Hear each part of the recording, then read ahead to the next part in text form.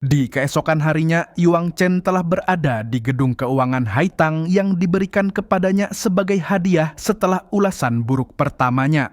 Dia memperkenalkan diri kepada pria di pintu masuk dan mengatakan bahwa dia datang untuk mengambil barang-barangnya. Pria itu dengan senang hati menjabat tangannya memperkenalkan diri sebagai manajer kantor dan mengatakan akan segera menyiapkan semuanya. Dua pegawai kantor yang memperhatikan mereka mulai berbisik bahwa bos baru itu sangat muda dan bertanya-tanya apakah akan ada perubahan setelah kedatangannya. Sang manajer menyerahkan map kuning kepada Yuang Chen. Ia mengatakan bahwa dokumen-dokumennya ada di dalam dan memintanya untuk memeriksa.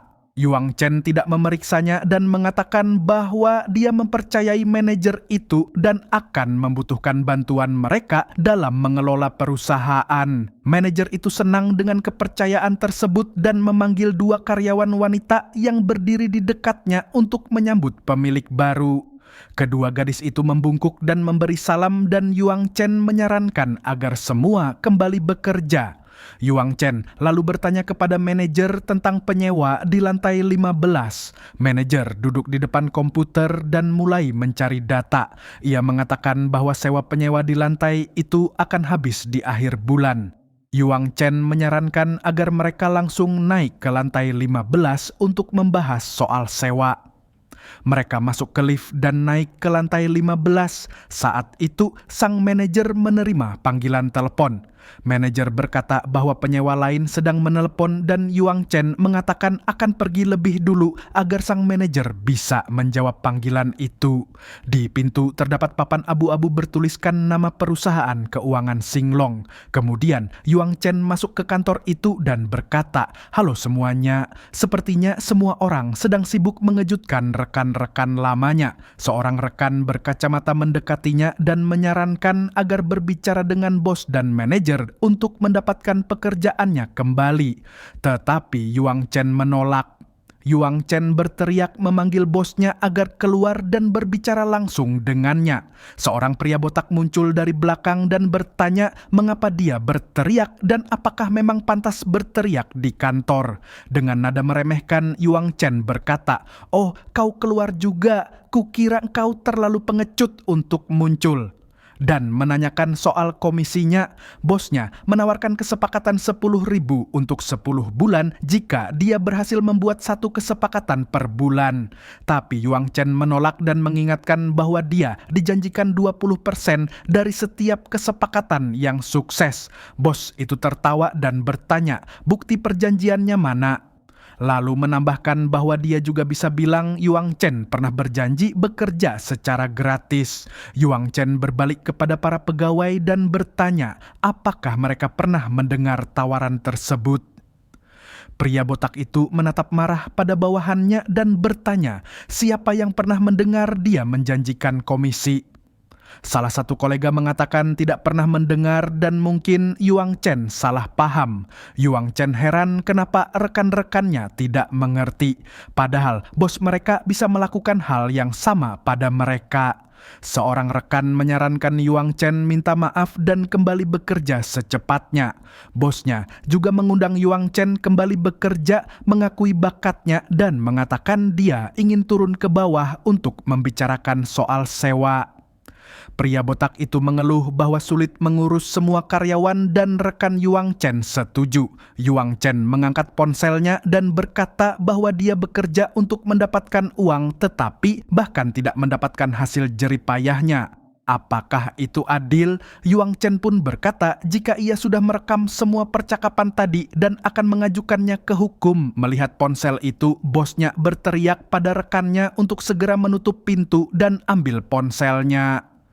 Rekan penjilat itu langsung menutup pintu. Di balik pintu, manajer sedang menelepon dan ketika melihat pintu ditutup, ia mulai khawatir pada Yuang Chen. Sang bos berkata bahwa jika Yuang Chen menghapus rekamannya, dia akan membiarkannya pergi. Ia lalu menggerakkan tangannya ke arah monitor dan melemparkannya ke lantai hingga hancur berkeping-keping. Pria botak itu berkata bahwa Yuang Chen lah yang merusak komputer dan biayanya akan dipotong dari dari gajinya. Tapi Yuang Chen menunjuk ke ponsel di tangannya dan mengingatkan bahwa rekaman masih berjalan.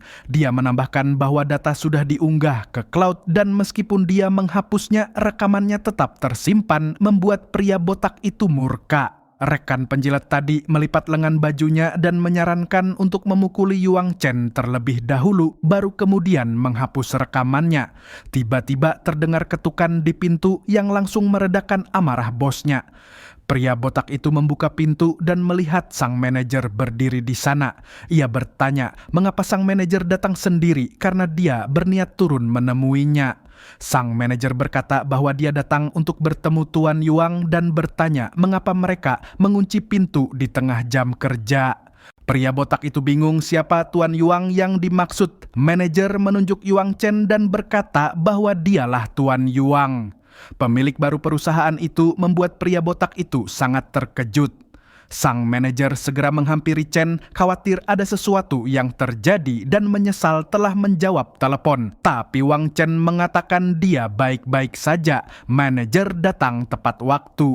Pria botak itu masih tak percaya dengan apa yang dia dengar dan bertanya apa maksudnya bahwa Tuan Yuang adalah bos barunya. Manajer melaporkan bahwa Yuang Chen membayar $2 miliar dan kini telah menjadi pemilik gedung ini. Bos dan rekan-rekan kerjanya terkejut mendengar kabar tersebut. Mereka tidak mengerti mengapa Yuang Chen bisa membeli gedung ini, sedangkan kemarin ia baru saja kerja di sini dan diberhentikan dari kerjaannya. Dari mana dia mendapatkan uang sebanyak itu dan mengapa dia membeli gedung ini? Seorang rekan kerja yang suka menjelat bosnya berbisik dan bertanya kepada manajer, apakah berita tentang Yuang Chen itu benar? Berpikir bahwa mungkin ada kesalahan, manajer membentak pria tersebut dan berkata, apa kamu pikir aku bahkan tidak tahu siapa yang memimpin di sini? Sikap pria botak pun berubah. Ia menjabat tangan Yuang Chen dan mengakui bahwa ia telah berbuat salah serta setuju bahwa ia pantas menerima hukuman atas tindakannya. Pria botak itu menawarkan untuk menggandakan gaji Wang Chen agar masalah ini bisa dilupakan. Manajer yang mendengar percakapan itu bertanya, apakah benar Yuang Chen pernah bekerja di sini dan tidak pernah dibayar? Manajer pun berbalik ke arah bos mengingatkannya bahwa dalam perjanjian sewa tertulis bahwa mereka harus bekerja dengan itikat baik. Jika tidak, sebagai hukumannya kontrak bisa diputus dan mereka bisa dituntut membayar 3 kali lipat dari harga sewa. Yuang Chen tersenyum dan memutar rekaman untuk manajer yang memperdengarkan suara bos saat menawarkan pekerjaan tanpa bayaran. Pria botak itu memohon agar melupakan masa lalu dan bersedia membayar 3 kali lipat komisi untuk menyelesaikan masalah ini. Namun, Yuang Chen menyatakan bahwa dia hanya ingin mengambil miliknya dan tidak membutuhkan yang lebih. Yuang Chen pun bersiap pergi menyerahkan semuanya kepada manajer untuk diselesaikan sesuai kebijakannya. Pria botak berteriak memanggilnya. Tunggu, bos bertanya mengapa Yuang Chen ingin menyingkirkannya. Padahal dia sudah mengakui kekalahannya. Yuang Chen menjawab bahwa dia tidak pernah memberi kesempatan kepada musuhnya dan menyuruhnya minggir. Pria botak tidak menyerah. Ia meminta untuk membicarakan semuanya, tapi Yuang Chen menolak dengan tegas. Bos pun beralih ke bawahannya dan menawarkan $1.000 jika mereka membantunya. Namun, semua orang hanya duduk diam di tempat. Tidak ada yang mau membantunya. Pria botak menawarkan 2 kali lipat jika mereka mengambil ponsel milik Yuang Chen. Namun, Yuang Chen pun tertawa dan bertanya apakah bos benar-benar berpikir bahwa ada rekan kerja yang masih akan mempercayainya setelah semua yang telah terjadi.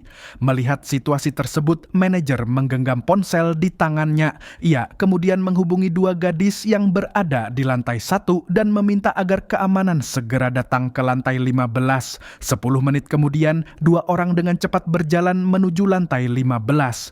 2 gadis yang sebelumnya berada di lantai 1 tidak mengerti mengapa mereka dipanggil ke atas dan merasa khawatir terhadap bos barunya. Manajer menunjuk pria botak yang kini dikelilingi penjaga keamanan dan bertanya, siapa yang berani menyentuh Tuan Yuang? Pria botak itu sangat gugup hingga keringat membasahi wajahnya dan ia panik mengelapnya dengan sapu tangan. Yuang Chen menyerahkan semuanya kepada kebijaksanaan manajer dan sang manajer meyakinkan bahwa ia akan mengurus semuanya. Yuang Chen berbalik kepada rekan kerjanya menawarkan agar mereka mengambil apa yang pantas mereka terima sebelum bos mereka bangkrut. Para rekan mulai mengeluh bahwa bos mereka tidak membayar lembur dan memaksa mereka untuk melakukan kontrak yang mencurigakan. Seorang rekan yang sebelumnya ingin memukuli Yuang Chen tiba-tiba menyatakan bahwa ia selalu membenci bos tetapi takut untuk mengatakannya. Yuang Chen memperhatikan rekan yang kejam itu marah-marah sambil mengeluh tentang bos dan merasa takjub betapa mudahnya orang itu berubah pikiran. Pintu kantor pun kini sudah disegel dengan pita bertuliskan disita. Bosnya sambil membawa barang-barangnya mengancam akan membalas dendam kepada Yuang Chen. Namun Yuang Chen menjawab bahwa bos sendirilah yang harus disalahkan atas apa yang terjadi. Ia lalu menoleh kepada rekan-rekannya dan mengatakan bahwa ia berencana membuka sebuah agensi periklanan sambil menawarkan mereka pekerjaan. Para rekan kerja pun dengan senang hati mengatakan bahwa mereka benar-benar ingin bekerja di perusahaan baru Yuang Chen. Kemudian ia pun memandang rekan yang sebelumnya ingin memukulnya lalu mengusirnya karena tidak berniat bekerja dengannya. Rekan itu pun berlutut memohon agar diterima dan berkata bahwa ia siap membantu dalam persidangan melawan mantan bos mereka. Namun, Yuang Chen tetap teguh dan berkata bahwa tidak ada gunanya bekerja dengan orang yang sebelumnya adalah anjing setia si bos. Ia menendangnya dengan keras dan mengusirnya pergi. Yuang Chen menyerahkan kendali perusahaan barunya kepada rekan lamanya, Susia, dan mengundang semua orang untuk mengambil libur setengah bulan serta menghubungi Susia jika ada pertanyaan. Susia tampak cemas dan mengatakan bahwa ia tidak punya pengalaman dan takut akan merusak segalanya. Yuang Chen menghiburnya dan berkata bahwa perasaan seperti itu adalah hal yang wajar. Gadis itu pun tersenyum dan berjanji akan melakukan yang terbaik.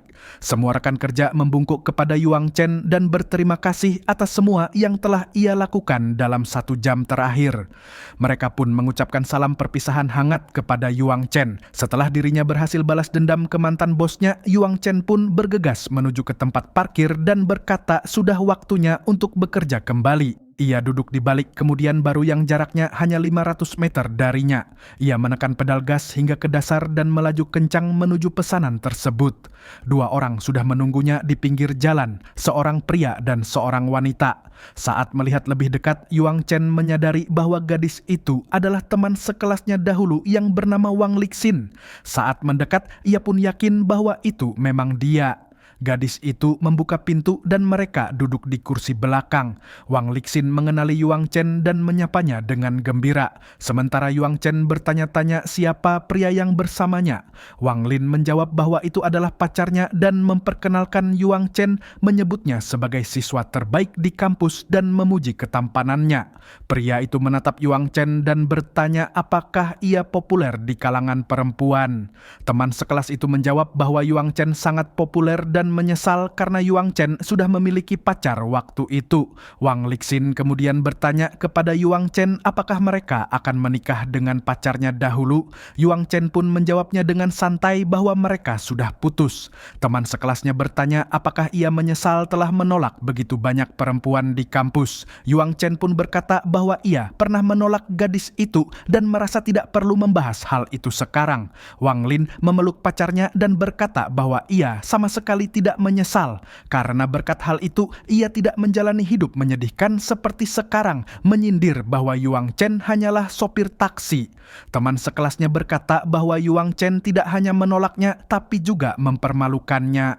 Yuang Chen menjawab bahwa ia tak lagi mengingat apa yang ia katakan saat itu, dan jika memang kasar, ia meminta maaf. Pacar Wang Lixin sambil menepuk bahunya mengundang Yuang Chen untuk berhenti jadi sopir taksi dan bekerja di perusahaannya. Terkesan dengan ketulusan Yuang Chen, gadis itu senang dengan tawaran itu dan mengatakan bahwa pacarnya bekerja di bidang periklanan. Tetapi Yuang Chen langsung menolak tawaran itu sambil membuka jendela mobil. Yuang Chen berkata bahwa ia menyukai pekerjaannya sebagai sopir taksi. Wang Lin merasa kesal saat jendela dibuka dan meminta untuk menyalakan AC karena mobil terasa panas. Yuang Chen menolak karena di pesanan tidak tercantum permintaan AC dan menyarankan Wang Lin untuk berkata baik-baik padanya atau menyalakan AC sendiri.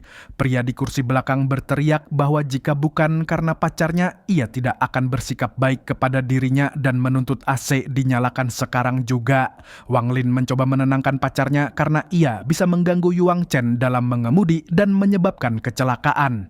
Teman sekelas itu berkata bahwa mereka adalah teman lama dan jika Yuang Chen menutup jendela dan menyalakan AC, ia akan melupakan semuanya dan tidak memberikan ulasan buruk. Namun, Yuang Chen dengan tenang menjawab bahwa ia tidak takut dengan ulasan buruk. Pria itu pun berteriak marah dan berkata untuk berhenti sekarang juga. Yuang Chen pun menginjak rem dan menghentikan mobil. Pria itu keluar dari mobil dan berkata agar Yuang Chen segera keluar, teriaknya sambil menendang bumper mobil. Tapi Yuang Chen tidak berniat turun dan sambil mendoakan agar pasangan itu menikmati sinar matahari, ia pun pergi. Pria itu berlari mengejar sambil mengacungkan tinjunya namun gagal menyusul mobil tersebut. Di bawah terik matahari, pria itu langsung berkeringat dan bertanya pada pacarnya, "Kita di mana?" Mereka melihat sekeliling dan menyadari bahwa mereka berada di atas jembatan dan tak ada taksi yang bisa dipanggil di sana karena tempat tersebut dilarang untuk berhenti. Dengan gerakan cepat, pria itu mengeluarkan ponsel dari saku celananya dan berkata, "Aku akan mengajukan keluhan ke pihak taksinya." Ia berharap Yuang Chen akan dipecat karena masalah tersebut. Sementara itu, Yuang Chen terus mengemudi menjauh dari jembatan dan menerima pesan dari sistem bahwa ia akan mendapatkan $2 juta sebagai kompensasi atas ulasan buruk tersebut.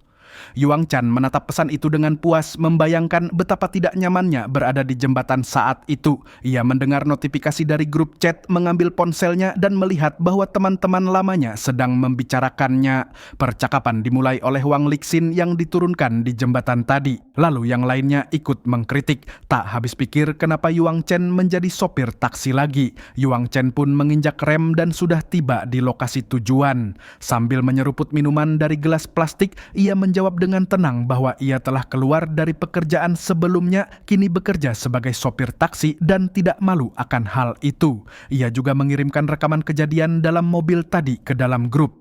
Dalam obrolan itu, semua orang mulai membicarakan dan menyudutkan Wang Lixin, menganggapnya dangkal dan sombong. Sambil berjalan di atas jembatan di bawah matahari terik, Wang Lixin merasa kesal karena Yuang Chen mengunggah video perjalanan mereka dan semua orang mengutuknya. Pria itu berteriak bahwa ia akan membunuh Yuang Chen dan menyarankan untuk mengundangnya ke pesta agar bisa mempermalukannya. Wang Elsin memeluk pacarnya, tampak senang dengan ide tersebut. Di sisi lain, Yuang Chen pun melempar bekas minumannya ke tempat sampah dan melihat undangan makan malam dari teman sekelas mereka tadi. Ia tersenyum dan menjawab bahwa itu tergantung pada suasana hatinya hari itu.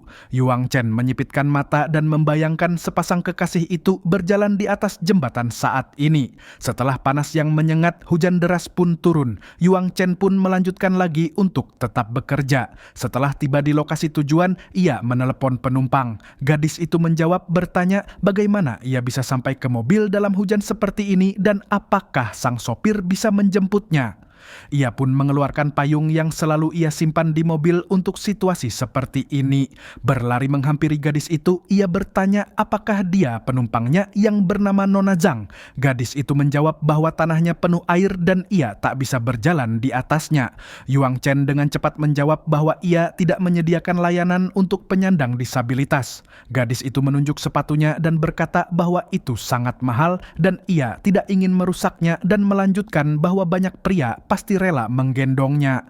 Namun, Yuang Chen hanya menyarankan agar ia mengambil payung dan berjalan sendiri ke mobil. Nona Zhang merebut payung dari tangan Yuang Chen sambil memanggilnya bodoh. Setelah membuka payungnya, gadis itu akhirnya berjalan sendiri menuju mobil. Ketika berada di dalam mobil, ia mulai mengancam akan memberinya ulasan buruk jika dia bersikap seperti itu lagi.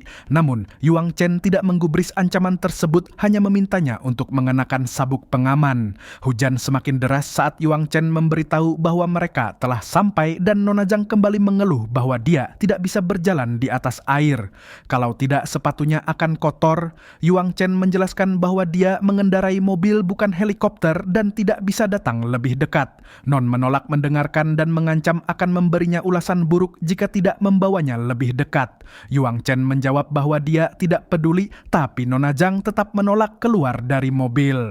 Tanpa ragu, Yuang Chen mematikan mesin mobil. Ia mengambil payung dan keluar lalu berkata bahwa Nona Zhang bisa tetap di dalam mobil. Dia sendiri mau pergi mencari camilan. Sambil melambaikan tangan, Yuang Chen berjalan menjauh dari mobil. Non pun akhirnya keluar ke tengah hujan sambil berteriak akan menuntut pria itu. Tapi Chen tidak menggubris, hanya berjalan melewatinya begitu saja. Ia kembali ke dalam mobil dan menyalakan mesin, tak mengindahkan tatapan terkejut dari penumpangnya tadi.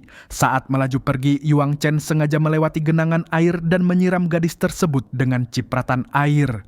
Sambil tertawa, Yuang Chen berpikir bahwa di dunia ini akan selalu ada orang-orang seperti gadis itu. Ia meraih botol minumnya namun kesal karena ternyata isinya sudah habis. Namun di detik berikutnya, seorang gadis sistem tiba-tiba muncul di dalam mobil mengumumkan bahwa untuk ulasan buruk terbaru, dia menerima hadiah teh Da Hong Pao. Yuang Chen masih tak habis pikir betapa menakjubkannya sistem ini. Sambil memegang dagu gadis sistem, ia bertanya mengapa tehnya hanya 50 gram.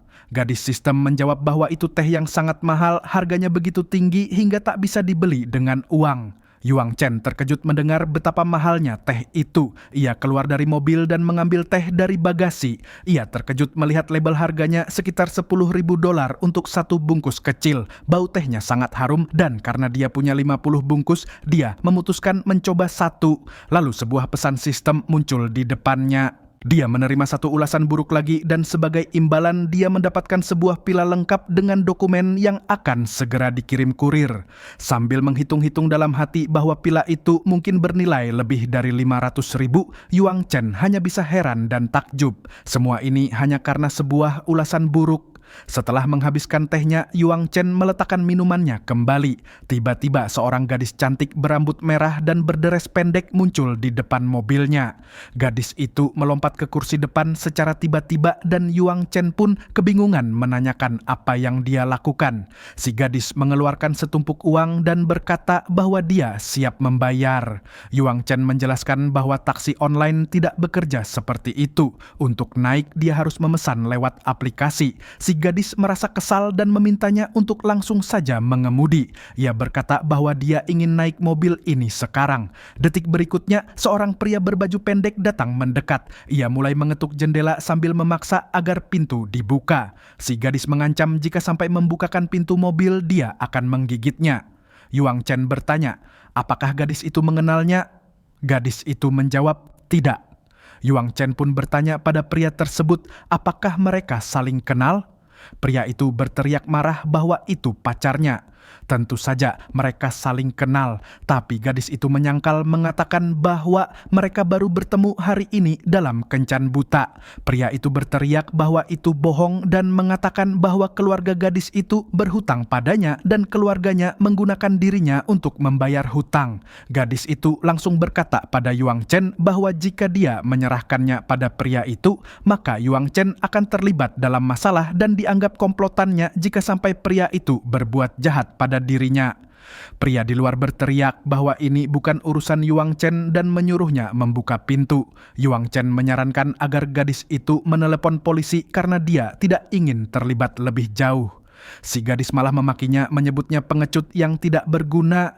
Yuang Chen pun marah dan berkata bahwa ini semua dimulai dari ayahnya, jadi ayahnya yang harus menyelesaikannya. Yang bisa dia lakukan hanya menelepon polisi. Pria di luar menendang pintu dari sisi penumpang. Ia menarik gagang pintu dan berteriak agar gadis itu keluar. Sementara si gadis mencoba mengusirnya. Gadis itu meminta Yuang Chen menyelamatkannya, tapi dia tetap menyarankan untuk menelepon polisi. Gadis itu berkata bahwa meskipun polisi datang, keluarganya tidak punya uang untuk membayar hutangnya. Pria itu lalu menarik rambut si gadis dari jendela dan mencoba menariknya untuk keluar. Sambil menariknya, pria itu berkata bahwa mereka bisa pergi ke luar kota dan nanti dia akan membiarkan Yuang Chen ikut bersenang-senang dengan si gadis. Yuang Chen segera menyalakan mobil. Pria di luar mulai mengancam bahwa walaupun mereka kabur, dia akan tetap menemukan mereka karena dia adalah pewaris perusahaan Yao. Yuang Chen menginjak gas dan berkata bahwa dia tidak peduli siapa dia. Mobil melaju pergi dan pria itu berlari mengejar sambil memaki. Dia lalu berjalan menuju mobilnya merencanakan balas dendam. Di jalan, si gadis terus berterima kasih kepada Yuang Chen, tapi Yuang Chen berkata bahwa dia tidak tertarik padanya. Dia akan menurunkannya di dekat sini agar bisa naik taksi ke tempat tujuan. Tiba-tiba sebuah mobil hitam memotong jalan dan menghalangi mereka. Pria dari mobil hitam itu mulai mengancam akan membunuh Yuang Chen jika dia tidak berhenti. Si gadis ketakutan karena kalau tertangkap dia pasti tamat. Yuang Chen memutar setir dan berusaha menghindari tabrakan dan kabur. Pria di mobil hitam mengejar namun kehilangan kendali dan mobilnya terguling. Melihat itu, si gadis tertawa karena pengejar mereka mengalami kecelakaan. Yuang Chen menghentikan mobil dan memerintahkan si gadis keluar dari mobil sekarang juga. Si gadis merapikan rambut merahnya dan menawarkan diri untuk diajak pulang dengan imbalan tubuhnya untuk pertama kali. Yuang Chen marah karena tawaran itu dan kembali menyuruhnya keluar. Gadis itu memakinya, menyebutnya pengecut dan bodoh, lalu turun dari mobil. Ia terus memakinya saat Yuang Chen melaju pergi bukan ke tempat kerja, tapi ke villa barunya. Setelah sampai di lokasi, seorang pria menyambutnya, menyerahkan dokumen dan menawarkan untuk memarkirkan mobil lalu menunjukkan villanya. Yuang Chen mengikuti pria itu masuk ke dalam. Ia langsung menyukai tempatnya, hanya tinggal memindahkan barang-barangnya ke sana. Pada saat itu, Yuang Chen menerima telepon. Ia mendapat panggilan dari Hotel Island dan diundang untuk menghadiri pertemuan pada pukul 3 sore. Yuang Chen pun kembali ke Hotel Island meminta maaf karena datang terlambat. Saat memasuki kantor, ia memperkenalkan diri dan mengucapkan terima kasih atas undangannya. Salah satu pria di sana menunjukkan tempat duduk untuknya dan mengatakan bahwa ia terkejut sekaligus senang karena pemegang saham baru ternyata masih sangat muda.